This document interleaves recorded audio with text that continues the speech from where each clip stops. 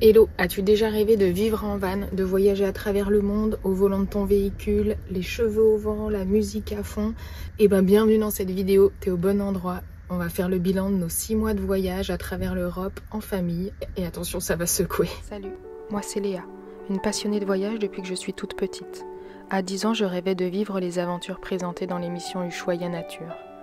Aujourd'hui, je réalise un petit bout de ce rêve en voyageant à bord de mon van, accompagné de mon conjoint Alexandre et de notre fille de 2 ans.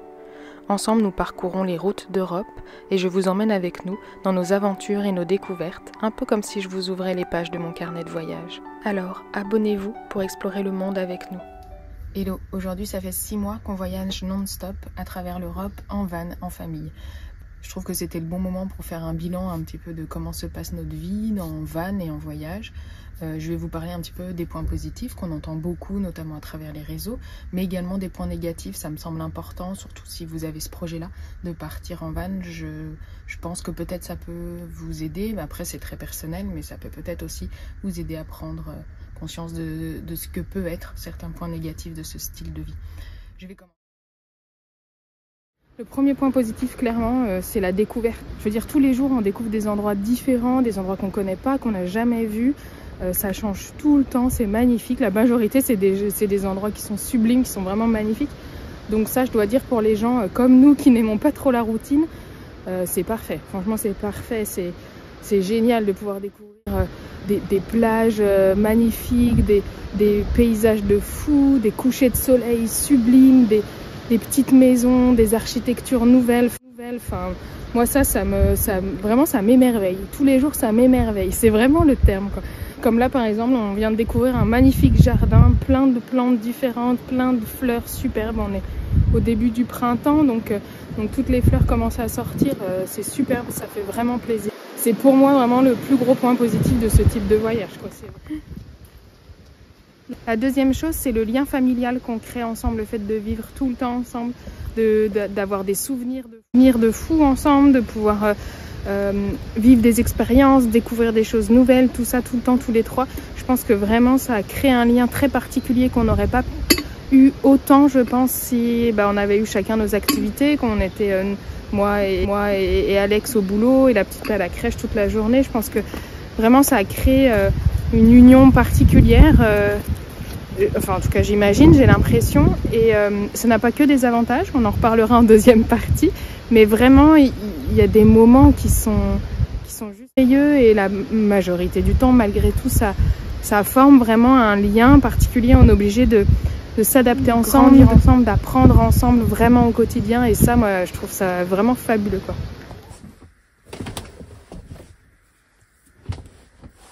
Un autre truc hyper positif par rapport à la vie nomade comme ça sur les routes, c'est les rencontres. On a fait des rencontres vraiment formidables pendant notre voyage. On a rencontré d'autres personnes qui voyageaient comme nous.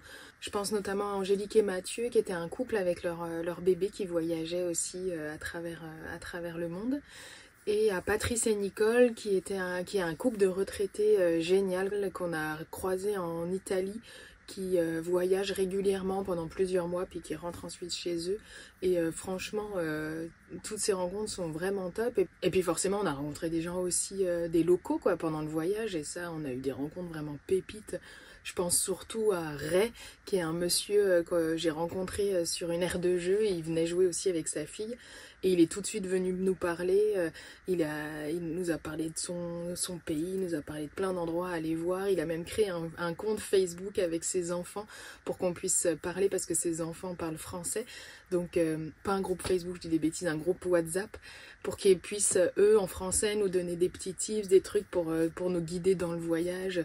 Ces enfants ont été adorables et nous ont tout de suite donné les autres endroits à aller voir, les trucs à manger, les trucs à goûter, à tester. Enfin, je trouve ça génial, quoi. Les gens, on a rencontré vraiment des gens hyper sympas, pas que, bien évidemment, mais on a eu des rencontres vraiment top, et ça fait partie des choses pendant le voyage qui sont géniales, je trouve vraiment, qui sont géniales.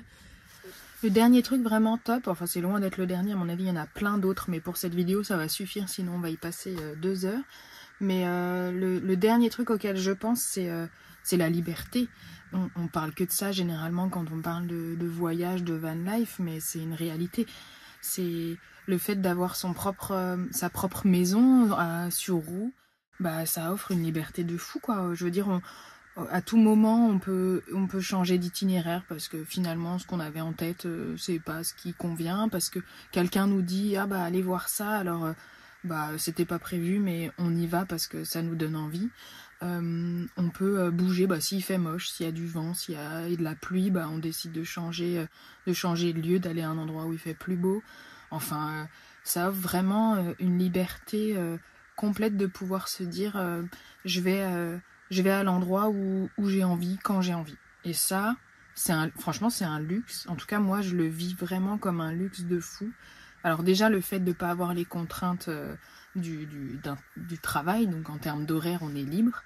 On organise notre journée comme on a envie. Alors, comme on a envie, mais on l'organise aussi en fonction de notre famille, des horaires de visite, des horaires de vie de notre fille. Mais c'est nous qui nous imposons ces propres contraintes-là. C'est pas quelque chose d'extérieur comme le travail ou autre. Donc, je dois dire que ça, c'est vraiment une sensation de liberté, en fait. On choisit de continuer le voyage, on choisit d'aller à tel et tel endroit si nous, on en a envie. On choisit vraiment ce qu'on fait de notre vie, quand on le fait. Et ça c'est le luxe ultime, et ça fait un bien fou de redevenir un petit peu maître de notre emploi du temps, maître de notre vie, en fait. Et ça, je suis en train de l'intellectualiser en même temps que je le dis, mais ça, je veux dire, c'est tellement rare dans une vie. En réalité, c'est tellement rare de pouvoir avoir ce luxe-là que c'est génial. Franchement, c'est génial. Je vous le souhaite à tous de vivre ça. En van ou pas, on s'en fiche, mais d'avoir ce luxe-là, je vous le souhaite à tous. Et je me le souhaite le plus longtemps possible. J'en ai marre de me laver en 2 minutes dans une micro-douche. J'en ai marre de faire la vaisselle 3 fois par jour. Et j'en ai marre de pas pouvoir plier mes jambes quand je suis dans mon lit. Changement de décor, on est dans un Airbnb. On en avait marre, on n'en peut plus, on supporte plus du tout la van life. Non, c'est pas vrai. On avait besoin, par contre, effectivement, d'une pause pour toutes les raisons qu'on va vous expliquer juste après. Et puis aussi pour des raisons logistiques, de lessive et autres choses. Donc voilà. Là, on va vous expliquer un petit peu les points, on va dire négatifs, en tout cas les points qui pour nous sont difficiles dans le fait de vivre en van sur du long terme, de voyager en van sur du long terme. On a l'impression que c'est des vacances, clairement, d'un point de vue extérieur, et même nous, avant de partir, on avait l'impression que ça allait être des vacances, mais c'est pas vraiment des vacances, c'est un voyage avec tout ce que ça engendre. On va détailler après, mais du coup, finalement, de faire une pause là dans un logement, pour nous, ça nous permet de prendre un peu du repos, des vacances, finalement, sur une année. Le premier point négatif, et ça, je pense que vous en doutez, c'est le manque de confort. Clairement, dans un van, on n'a pas du tout le confort qu'on a dans un appartement. Alors ça nous permet d'avoir toute la liberté et tous les points positifs que je vous ai donnés avant. Mais par contre, on est dans un espace hyper réduit. C'est vraiment tout petit, je ne sais pas combien ça fait, mais c'est tout petit, on est 3 dedans. Et quand il fait moche, comme on a eu ces 3 dernières semaines, où on n'a pas eu une seule journée sans pluie. Alors c'est pas de la pluie toute la journée, mais on n'a quand même pas une seule journée sans pluie. Bah, c'est vrai que c'est long d'être enfermés tous les 3 dans un tout petit espace. Bon, on le ressent plus en étant ici, parce qu'il pleut beaucoup plus. Dans le sud, on s'en fichait, on pouvait sortir, on ouvrait la porte tout le temps, et puis on pouvait circuler à l'extérieur, c'était une pièce, quoi. Oui, mais c'est vrai qu'on a voyagé pour le moment principalement dans les mois d'hiver. Ouais. Du coup, même si on n'avait pas forcément de la pluie, il faisait pas hyper chaud dehors. Et bah, t'as pas envie de passer ta journée dans le froid. Non. Donc c'est vrai que finalement, on était beaucoup en intérieur et beaucoup les uns sur les autres, quoi. Donc ça faisait pas rêver. Et avec toutes les tâches quotidiennes qu'engendre le fait de vivre dans un petit espace, et un petit espace mobile, parce que dès qu'on doit se déplacer, on se déplace avec notre maison, en fait. Donc ça veut dire qu'il faut que notre maison soit parfaitement rangée à chaque fois qu'on doit se déplacer. Donc faire la vaisselle, ranger la vaisselle. Sécher, ranger. Oui, sécher, ranger. Ranger toutes les affaires, bien les ranger, bien tout fermer pour que rien ne tombe, rien ne s'effondre pendant qu'on conduit. Ça, c'est chiant. Bah ouais, c'est des contraintes au quotidien. Ouais. Chez toi, tu peux laisser la vaisselle toute la journée, faire tout le soir. Dans un van, tu peux pas, quoi. Ouais, c'est vrai. Il faut aussi gérer Les l'eau ressources, fraîche ouais. et les évacuations d'eau. C'est vrai. C'est vrai que ça, c'est une vraie galère par rapport à un logement où on ne se soucie pas du tout de ça. Dans un van, on a une quantité limitée d'électricité, quantité limitée d'eau, quantité limitée de gaz. Donc c'est vrai que tout ce qu'on fait, on doit réfléchir à ça. Sinon, ça veut dire qu'on épuise ces ressources-là et qu'il faut trouver un moyen d'en récupérer. Ouais. Donc il faut anticiper d'aller chercher ces ressources. C'est plein de petits trucs en Ouais. plus que la vie par rapport à une vie en appartement qui font. En fait, tu as l'impression que tu pars en vacances, que ça va être cool, je veux dire, dans ton quotidien. Ouais. Mais en fait, le quotidien est beaucoup plus chargé. Oui, je suis d'accord, il y a beaucoup plus de tâches quotidiennes, beaucoup plus de tâches à réfléchir, à anticiper et à réaliser au quotidien. À faire, t'as pas le choix. Se dire, je pense aux poubelles, se dire on s'en fiche, on laisse traîner, mais en fait dans un appartement de 20 mètres carrés ou de 120 mètres carrés, vous pouvez laisser traîner votre poubelle, vous dire bah, celle-ci je la pose à l'entrée puis je la viderai quand je peux, ou vous laissez traîner vos fringues, mais dans un tout petit espace, le moindre truc que tu laisses traîner, bah, c'est un obstacle. C'est un obstacle, quoi. C'est un obstacle dans un espace déjà petit, donc en fait tu es obligé de ranger et de vider tes poubelles, de faire en sorte que ton espace, le peu d'espace que tu as, il soit disponible. Quoi. Il y a des pays, c'est compliqué les poubelles. Ouais, clairement. Il y a des pays Très où c'est pas compliqué. facile de trouver des poubelles à disposition de tout le monde. Ça, c'est des trucs qui s'ajoutent, c'est des charges mentales. En fait. C'est de la charge mentale, c'est vrai. Ah, tu vis la charge mentale de notre femme. T'es très bien, t'es très beau. Deuxième point négatif.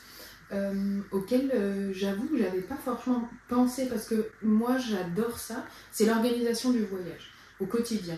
Moi j'avoue que quand on voyageait avant, on voyageait sur maximum 3 semaines. Voilà, maximum 3 un semaines, mois un peut-être mois. aux États-Unis. Ouais, on a dû faire peut-être un mois, mais en tout cas c'était des temps assez courts et définis qu'on pouvait anticiper à l'avance. Donc moi j'aimais beaucoup regarder tous les endroits à visiter, les endroits où aller, etc. Donc j'aimais bien organiser les voyages. Sur un an, j'ai clairement pas du tout organisé le voyage. Mais en plus, c'était un boulot énorme. C'était un boulot énorme de base. J'avoue qu'on était tellement partis à l'arrache, on avait tellement de choses à gérer avant de partir que j'ai même pas géré le début du voyage. On n'avait aucune organisation. Ah bah non. Aucune, quoi. L'Italie, on est parti comme ça, quoi. Et puis en fait, organiser tout au fur et à mesure, ça demande un boulot monstre si vraiment on veut faire bien les choses. Donc ça, d'anticiper les choses à voir dans chaque endroit, qui fait qu'on va avoir tel et tel itinéraire, regarder les horaires, anticiper tout, bah, on est à l'arrache. Bah, vous l'avez certainement vu si vous regardez tous les autres vidéos, mais on est très souvent à l'arrache, on arrive, le truc est fermé, c'est pas ce jour-là, enfin... Mais clairement, j'arrive pas à assumer tout le quotidien. Non mais ça va, on n'a pas trop fait de conneries. Mais si tu te rappelles le tableau... tableau en fait, Italie, tout ce qu'il faut anticiper, ouais. Comment c'était ? C'était la Seine. La Seine, bah oui, la Seine à Milan. À Milan, ouais. On est arrivé comme des fleurs au guichet pour aller voir la Seine. Les mecs nous tout ils ont regardé comme ça, ils ont fait non mais monsieur c'est février. Et on était au mois de décembre. Novembre. Nous on arrive, je sais plus quelle date. Oui, t'as raison. Et début novembre, et en fait on s'est dit, elle nous a regardé en disant mais c'est complet jusqu'en février en fait. Ah bon. Et nous on est là, ah oui d'accord, on pensait pouvoir y aller là tout de suite, non pas du tout. Mais que des trucs comme ça, mais parce que franchement on n'arrive pas du tout. Mais forcément, tu vois. Je sais pas, peut-être que certains y arrivent. Nous, c'est quelque chose qui nous demande beaucoup trop d'investissement. En même temps, excuse-moi, mais c'est impossible de faire un an de voyage en anticipant tout. C'est impossible. Ou sinon, il faut que tu te poses une journée en disant bah voilà, les 3 prochaines semaines, qu'est-ce que je fais quoi. Peut-être. Je sais pas quelle est la solution, mais en tout cas, on a décidé de laisser ça de côté puis d'y aller comme ça. Parce qu'en plus de l'organisation des visites, des itinéraires, tout ça, qui demande déjà pas mal de temps, parce que malgré tout, on le fait un minimum. On le fait un minimum pour pouvoir au moins savoir où est-ce qu'on va demain, quoi. Mais il y a en plus l'organisation quotidienne de savoir où on va dormir, ou bah, comme on vous disait avant, où est-ce qu'on va trouver de l'eau, où est-ce qu'on va... Est-ce qu'il y a un parking, un endroit où on peut rester la nuit déjà? Oui. Parce que souvent ça change. Est-ce qu'on peut dans le parking accéder, parce qu'il y a beaucoup de parkings où ils limitent à 2 mètres la hauteur aujourd'hui. Donc est-ce qu'on va pouvoir rentrer dans le parking, dormir sur le parking? Est-ce que c'est pas un parking qui est trop près de la ville? Trouver un endroit où dormir, safe, tranquille, etc. Donc tous les jours, il faut le faire, ça. Attends, je fais ça, tu me les doigts. Comment ils font? Pourquoi tu fais ça? Ils font comme ça pour les moustaches, non? Bah t'as pas de moustache. Ah non. Non, mais la gomina. Faut que tu mettes ta gomina. Je sais plus. Ah oui, si. Le dernier point qu'on a envie d'aborder dans les points négatifs, et il y en a certainement plein d'autres, de nouveau, mais... De négatifs? Bon, oui, il y en a certainement d'autres. Non, mais il y en a certainement d'autres. Puis c'est chacun aussi son ressenti. Hein. Mais en tout cas, nous, ça sera pour cette fois le dernier point négatif qu'on ressent dans la van life. Et c'est quelque chose qu'on n'entend pas beaucoup. Que ça soit entre van lifers ou même sur les réseaux, etc. C'est la promiscuité. Et ça, moi, je ne te supporte plus. J'en ai marre d'être non, c'est pas ce côté-là. C'est pas ce côté-là, c'est le fait de... Si aussi. Non, c'est le fait d'être... Oui, d'être tout le temps. D'être tout le temps ensemble. D'être tout le temps ensemble. En fait, c'est même pas ça. Je pense que c'est le fait de ne pas avoir de temps. Oui, c'est le fait de ne pas avoir de temps seul. C'est pas le fait d'être tout le temps ensemble. Ouais, je pense que les deux, je sais pas. C'est pas le fait de... Ouais, peut-être. Bah, ça c'est va la même ensemble, chose. ça va ensemble. En disant, si je veux m'isoler, c'est impossible. Quoi. Bah, en fait... Tu veux pas t'isoler. Sinon, tu te cailles les miches, quoi. Pas possible, c'est froid. Mais t'as tout repris, en fait, effectivement. C'est le fait d'être tout le temps ensemble, dans une vie classique. On va chacun à notre boulot pendant 8 heures de la journée. On se retrouve le soir. Oui. Et on partage les week-ends, les vacances, mais on n'est pas H24 non, ensemble mais tous les jours. Moi, je sais pas... Enfin, ok, je comprends ce que tu dis. Non, mais c'est plus le côté... Mais que ça soit avec toi, c'est pas ça que je dis. Moi, je le prends pas comme ça. Okay. C'est plutôt le côté, on est tout le temps ensemble, c'est sympa. Mais quand je vais être tout seul, je peux pas. Tu vois? Oui, t'as raison. Je pense que le fait qu'il ait fait pas très beau, pas très chaud pendant tout le long de notre voyage pour le moment, bah forcément qu'on a plus de mal à sortir du camion seul. Mais c'est vrai que ça pèse. Moi, je sais que je suis quelqu'un qui a vraiment beaucoup besoin d'être seul à des moments. Alors, je trouve d'autres solutions pour l'obtenir, mais on n'a pas de moment seul et pas d'espace pour être seul. Parce qu'en vrai, dans un appart, il suffit que tu ailles te prendre ta douche pendant 1 heure, tu es dans ta salle de bain, ou même aller dans la chambre, ou changer de pièce, quoi. Bah là, tu peux pas changer de pièce, quoi. Tu peux pas... Même quand on s'engueule, on peut pas changer de pièce. Non, mais aller faire... Toi, je veux dire, moi, j'aime bien aller faire une petite course. C'est toi, aller, je sais pas, jouer l'euro million ou des trucs comme ça... Bah là, tu peux... Enfin, déjà, il n'y a pas ça partout. Et en fait, vu que tu es posé au milieu de la nature, bah tu peux pas, en fait. Ouais. Oui, nos habitudes qu'on avait avant, qui nous permettaient d'avoir nos moments à nous, et elles sont bouleversées. On n'a plus ça, et on n'arrive pas à trouver un autre moyen d'avoir ce temps à nous.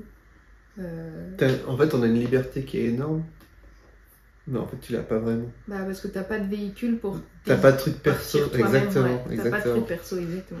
Mais le fait qu'on n'y ait plus, qu'on ne l'ait plus, cette petite liberté-là, ça, tu diras... Ouais. Ça pèse parfois, je suis d'accord. Mais c'est vrai qu'on n'a pas nos habitudes qui nous coupent. Comme toi, t'aimes vachement faire des travaux sur les véhicules, t'aimais bien travailler sur tes motos, etc. Bah, t'as pas les infrastructures qui te permettent de faire ça. Déjà, on n'a plus de véhicules. Bah non, mais ça, tu mets de côté, c'est clair. Oui, en fait, t'as tous les petits trucs qui te font toi. plaisir. Ouais, mais bon, tu voyages, tu veux pas dire... Toi, tu sais que t'es parti pour 1 an. Oui, mais c'était ton équilibre d'avant. Oui. Comme moi, j'avais, je sais pas, mon cours de yoga ou des trucs comme ça. Et on l'a plus, ce truc-là. Et c'est pas toujours facile de trouver... quelque chose qui est compatible avec une vie nomade, c'est ça. Ça demande quand même une réflexion pour les gens qui voyagent ou qui veulent voyager, de se demander quelles sont ses passions ou ses occupations. Oh zut, c'est moi. C'est moi qui ai... Avec ta grosse charpente. Bah attends, quand même. Ça a bougé beaucoup, là. Bah oui, mais c'est pas grave.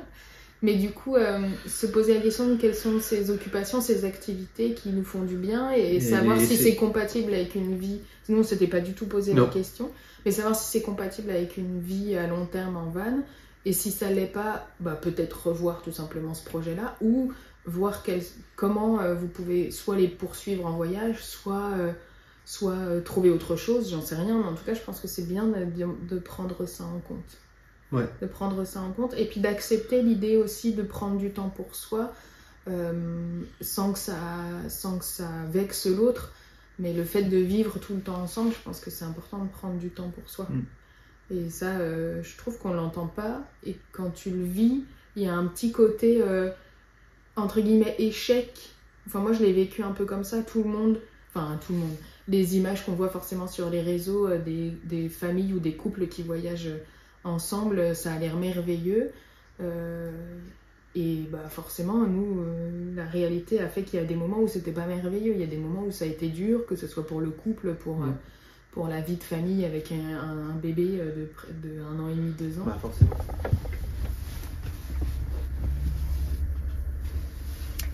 On est déjà de retour dans le van, la pause a été relativement courte, mais ça fait toujours du bien. Et en faisant le point là sur ces 6 mois de voyage, on se rend compte clairement que c'est un ascenseur émotionnel, c'est vraiment les montagnes russes, quoi. Il y a des hauts, il y a des bas, il y a des moments vraiment merveilleux, il y a des moments beaucoup plus durs. C'est assez proche de ce qu'on vit dans la vie, peut-être un petit peu exacerbé, mais on vit quand même des moments inoubliables, même s'il y a des points négatifs comme ceux qu'on a pu aborder juste avant. On vit des expériences de fou et je suis hyper reconnaissante pour tous les instants qu'on vit et qu'on partage en famille. Une bestiole là. Le voyage en van, ça a permis quand même d'un peu exploser nos limites, les barrières qu'on se mettait avant. Ça a permis aussi de vraiment avancer sur nous, de réfléchir sur nous, de créer des liens particuliers au niveau familial. Je trouve que ça nous a vraiment aussi permis de connecter avec la nature, parce qu'on vit au milieu de la nature, on est dépendant de la météo, donc c'est quand même un lien très fort. Et là, ça y est, ça fait 6 mois, donc j'ai hâte de découvrir les prochains mois de notre voyage, de voir ce qui nous attend, de qu'est-ce qu'on va vivre encore comme nouvelle expérience, mais cette fois en sachant que ça va pas être tout rose, que ça va pas être le rêve qu'on essaye de nous faire croire et qu'on essaye de croire nous-mêmes. Donc on sait qu'il y aura des hauts et des bas, donc on est un peu plus armé face à ça. Et on y va avec une sérénité peut-être un petit peu plus grande, en tout cas je l'espère. Et surtout, merci d'avoir regardé cette vidéo, j'espère qu'elle vous a plu, j'espère que vous avez appris certaines choses, que ça a pu vous servir. Et je vous dis à bientôt dans une prochaine vidéo pour pouvoir suivre la suite de nos aventures. Ciao!